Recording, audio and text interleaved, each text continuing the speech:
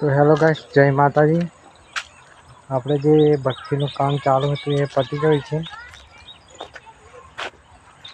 ભઠ્ઠી લગાડી દીધી છે આપણે, પણ 10 દિવસમાં પાકી જશે। તો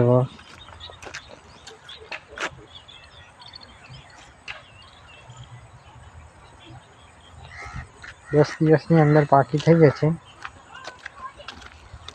કામ ચાલુ હતું બહુ દિવસથી, જોઈ લો તમે। ભઠ્ઠી આપણી હા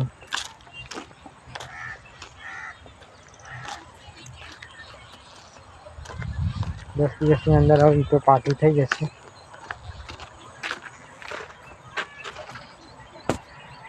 તો આપણે જે અહીંયા ઘોડા બધા બનાવ્યા હતા એ બધા આ ભઠ્ઠીની અંદર આવી ગયા છે। ભઠ્ઠીની અંદર હવે આપણે નવી ઈંટો બનાવવાનું ચાલુ કરવાની છે। આજે આટલી માટી છે એની બીજી એક આટલી ભઠ્ઠી બનાવવાની છે। થોડા દિવસમાં 1-2 દિવસમાં બીજી ઈંટો બનાવવાનું ચાલુ કરી દઈશું। આટલી માટી છે એની બીજી બનાવવાની છે ઈંટો। જય માતાજી, ફરી મળીએ નવા બ્લોગમાં।